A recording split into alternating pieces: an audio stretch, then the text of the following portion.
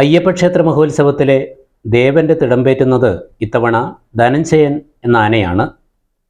ക്ഷേത്രങ്ങളിലെ ഉത്സവത്തിന് തിടമ്പേറ്റി പരിചയമുള്ള ഗജവീരനാണ് ബാലുശ്ശേരി ധനഞ്ജയൻ. ഓലയമ്പാടിയിലെ മണികണ്ഠൻ സ്ഥിരമായി തിടമ്പേറ്റിയിരുന്ന ചെറുപുഴ അയ്യപ്പക്ഷേത്രത്തിൽ മണികണ്ഠന്റെ വിയോഗത്തിന് ശേഷം കഴിഞ്ഞ വർഷം തളാപ്പ് സുന്ദരേശ്വര ക്ഷേത്രത്തിലെ പ്രസാദ് എന്ന ആനയാണ് ഉത്സവത്തിന് തിടമ്പേറ്റിയിരുന്നത്. ഇത് ആദ്യമായിട്ടാണ് ബാലുശ്ശേരി ധനഞ്ജയൻ അയ്യപ്പക്ഷേത്രത്തിൽ ദേവന്റെ തിടമ്പേറ്റുന്നത്.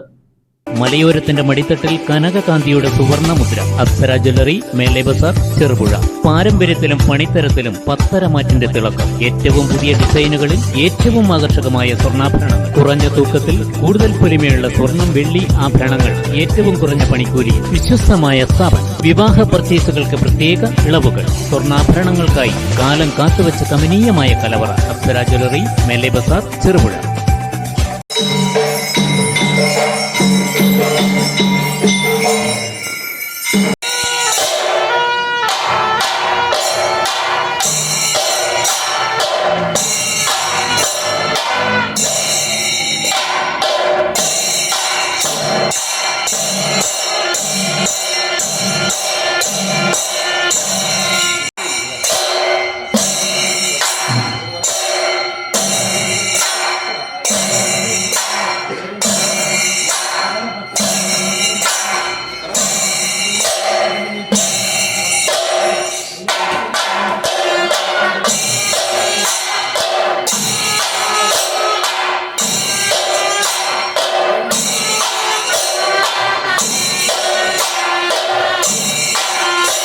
ചെറുപുഴ ശ്രീ അയ്യപ്പ ക്ഷേത്രത്തിലെ മഹോത്സവത്തിൽ ഇത്തവണ ദേവന്റെ തിടമ്പേറ്റുന്നത് ബാലുശ്ശേരി ധനഞ്ജയനാണ്. ആനയ്ക്ക് 40 വയസ്സോളം പ്രായമുണ്ട്.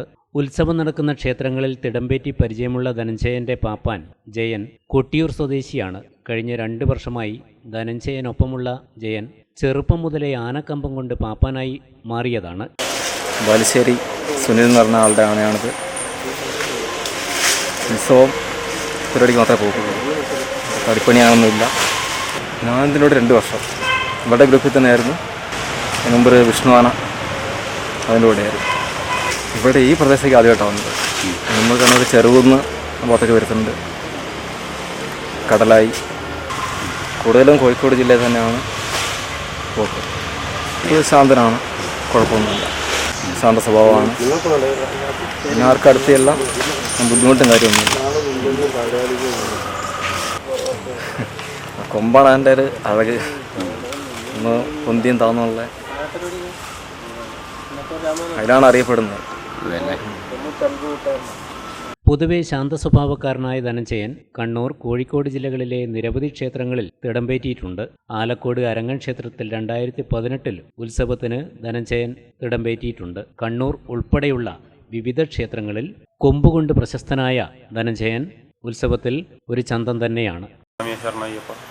ചെറുപുഴ അയ്യപ്പക്ഷേത്ര മഹോത്സവത്തിൽ ഭഗവാന്റെ തിടമ്പേറ്റാൻ നമുക്കിന്ന് ഇവിടെ എത്തിയിരിക്കുന്നത് ബാലുശ്ശേരി ധനഞ്ജയനാണ്.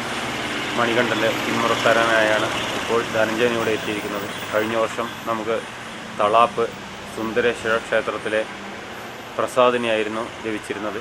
ഈ വർഷം ചില അസൗകര്യങ്ങൾ കാരണം പ്രസാദിനെ കിട്ടിയില്ല.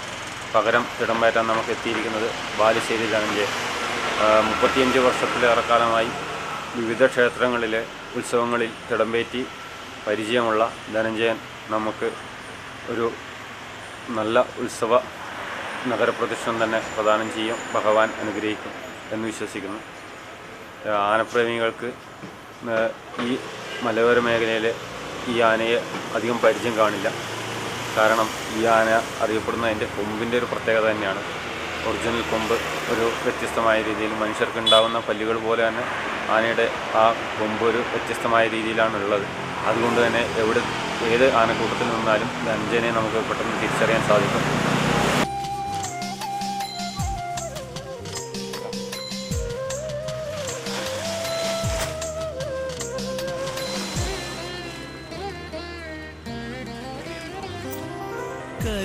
കരിനീലക്കാടുകളും മലകളും കടന്ന് കാനന ഭംഗിയാർന്ന ചെറുപുഴ, പമ്പാ നദി പോലൊഴുകും ചെറുപുഴ, ദർശന പുണ്യമീ ശബരിമല വടക്കൻ ശബരിമല കരിനീലക്കാടുകളും മലകളും കടന്ന് കാനന ഭംഗിയാർന്ന ചെറുപുഴ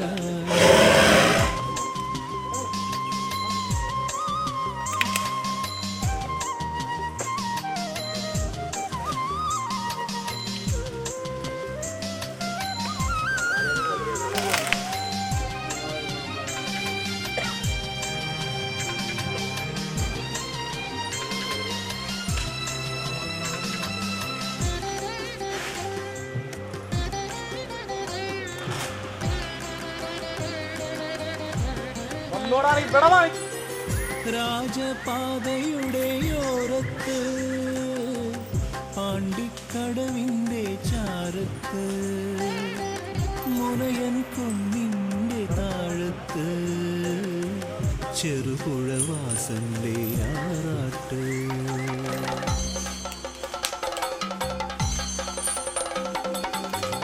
രാജപാതയുടെ ഇന്ത്യയിലെ ഏറ്റവും വലിയ computer centre Shri Shankaracharya university അംഗീകൃത സിലബസിലൂടെ 10,000-ങ്ങൾക്ക് തൊഴിൽ നൽകിയ പാരമ്പര്യം. ഇന്റർവ്യൂ ക്ലാസുകൾ, പേഴ്സണാലിറ്റി ഡെവലപ്മെന്റ്, പ്ലേസ്മെന്റ് ഡിവിഷൻ. തൊഴിലാണ് ലക്ഷ്യമെങ്കിൽ ശ്രീ ശങ്കരാചാര്യ. അന്താരാഷ്ട്ര നിലവാരത്തിലുള്ള തൊഴിലധിഷ്ഠിത കോഴ്സുകൾ. Shri Shankaracharya computer centre, merchant square, near bus stand, Cherupuzha.